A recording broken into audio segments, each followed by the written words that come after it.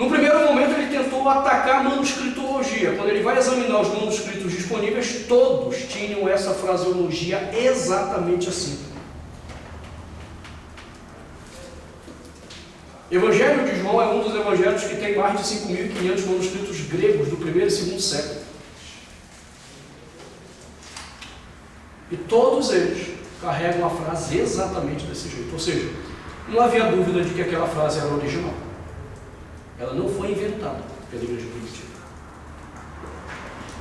Aí, os iluministas liberais da teologia, que lembra, ele pode ser um iluminista liberal da política, iluminista liberal da economia, e ele é um iluminista liberal da religião. Eles decidiram atacar Jesus, é quando começa o movimento do Jesus histórico. Tentar mostrar primeiro que Jesus nem existiu. Aí eles fracassaram. Depois o próximo passo era mostrar que Jesus não era Deus. Por quê? Porque se ele fosse Deus, essa frase que eles consideravam soberba era verdadeira. Os soberbos seriam eles que não aceitavam a frase. Porque o soberbo não é aquele que te diz a verdade. Ele até pode ser um soberbo por conhecer a verdade, mas não é por causa disso que ele é soberbo.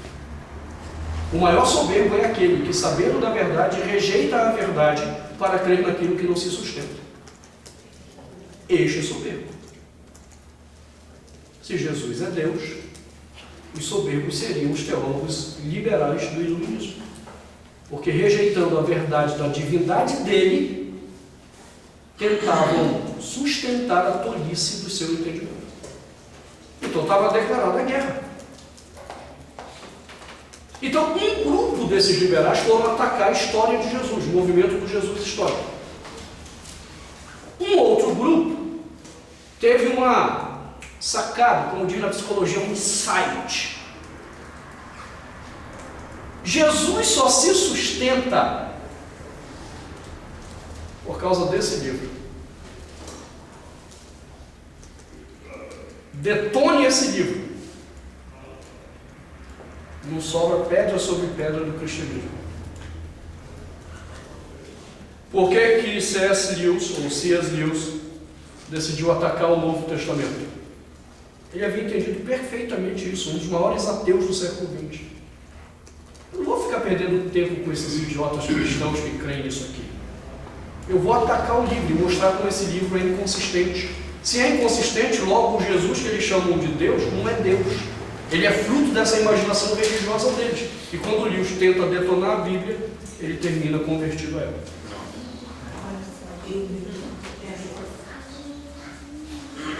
Se você não sabe, C.S. Lewis é considerado uma das 10 mais brilhantes mentes do século XX. Pela Academia Mundial. Nós não estamos falando de teologia. Professor de Harvard, depois professor de Oxford, contratado a peso de ouro por Oxford. Um dos mais brilhantes de toda a história do pensamento ocidental, C.S. Lewis. Ele foi detonar a Bíblia e saiu detonado por ela. Mas entenda, isso só foi possível por causa de uma coisa que a Bíblia diz. É quando o Espírito Santo quer tocar no cara. Porque tem um monte de cara aí brilhante que está tentando detonar a Bíblia, ainda que ele ache que tenha conseguido, que nem o herege do Bart Ehrman. Bart Ehrman, a editora que publicou o livro dele no Brasil, publicou assim com uma chamada: o maior conhecedor de Bíblia do mundo. E ele escreveu um livro tentando detonar a Bíblia. É ridículo. Até porque ele quer labutar numa área difícil que é a manuscritologia. Se você entender pressuposto, você vai ler aquele livro dele. Está aqui pressuposto, está aqui pressuposto, está aqui pressuposto, está aqui. É um livro todo construído em pressuposto. É por isso que quando ele teve um debate com William Lane Craig sobre a ressurreição do Senhor, ele tomou uma surra do Craig também, que deu dó.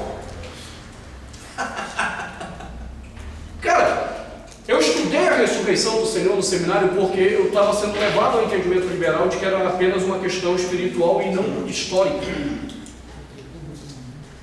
Foi quando eu conheci a literatura do Josh McDowell, que foi mentor do William Lane Craig. O McDowell, no livro dele, apresenta 9 argumentos que os céticos não conseguem responder sobre a ressurreição. Durante o PhD do William Lane Craig na Universidade de... Como é aquela da Alemanha? Não, Alemanha. Não é de Heidelberg. Tübingen, que é liberal. Ele fez PhD dele em filosofia. Ele tem 2 PhDs, um em teologia e outro em filosofia. Filosofia ele fez em Tübingen. Ele juntou os 9 argumentos em 4 perguntas. Ele apresentou as 4 perguntas para o Bart Ehrman. O Bart Ehrman tentava fugir que nem o diabo foge da cruz das perguntas. E foi engraçado ver o William Lane Craig só matando ele na unha. Sim, mas você não respondeu, a pergunta é essa, você respondeu, não é exatamente o que eu lhe perguntei. Ou seja, o Bart Ehrman não é esse cara todo que o pessoal fala por aí.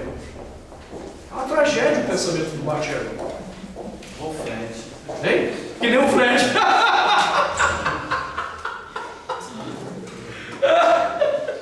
Ok, então eles passaram ao ataque da Bíblia.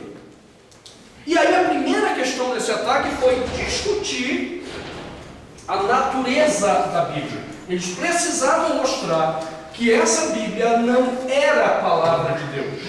Mas como eles não podiam contestar algumas coisas, eles afirmaram: essa Bíblia contém a palavra de Deus. É um detalhe sutil.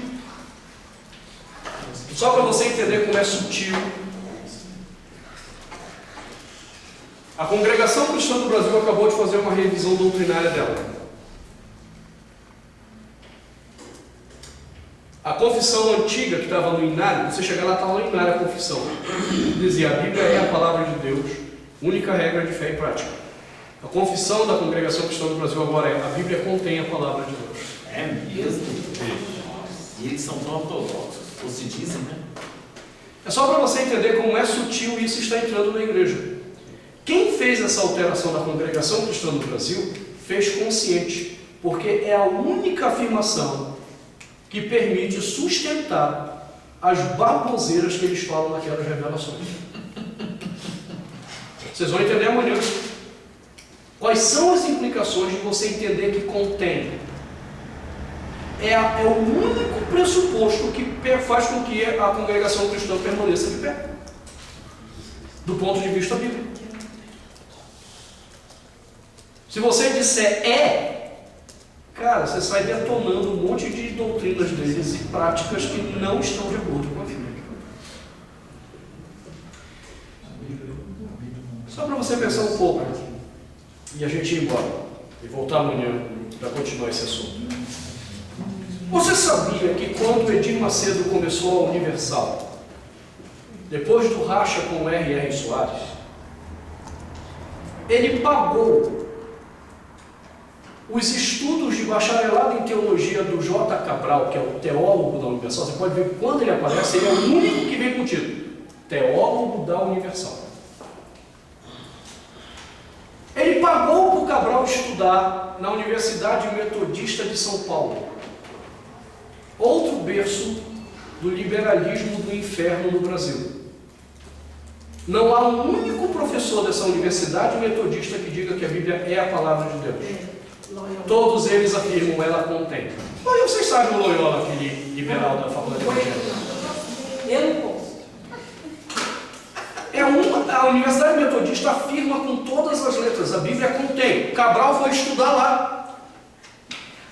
Quando Cabral terminou de estudar, ele foi fazer o mestrado dele, pago pelo Edir Macedo, na Universidade Metodista, em Ciência da Religião. Por quê? Porque a linha de pesquisa da Universidade Metodista em Ciência da Religião é semiótica, é a simbologia. Então a Bíblia não é, ela contém. Se ela contém, eu posso pegar os símbolos e reinterpretá-los e ressignificá-los. É por isso que a Universal pode montar um monte de campanha, pega um versículo bíblico que não tem nada a ver com aquilo ali, mas porque ela contém, é possível ressignificar a luz do que a instituição quer. Então o Cabral foi treinado pela Universal para fazer isso. Se você quiser conhecer a documentação disso, procure um livro do Dr. Leonildo da Silveira Campos, doutor em ciência da religião, professor da Universidade Metodista de São Paulo, onde ele conta toda a trajetória de Edir Macedo e Cabral, porque ele foi professor do Cabral e ele conhece a fundo isso aí, no livro Templo, Teatro e Mercado. Um estudo de um empreendimento neopentecostal, onde ele examina a Igreja Universal como modelo do empreendimento neopentecostal. Procure esse livro dele e vai estar lá abaixo do que eu estou te falando. Eu não estou te falando no vazio, está lá a pesquisa. E toda a prova do que o Cabral fez dentro da Universal. Inclusive, vários livros que tem o nome de Edir Macedo não foi Edir Macedo que escreveu, foi o Cabral que escreveu, Edir Macedo apenas assinou. É o pseudônimo. Ok? Amanhã a gente volta para examinar como esse pressuposto liberal influenciou a hermenêutica que a gente tem na Bíblia até hoje. Então, amanhã. Ok.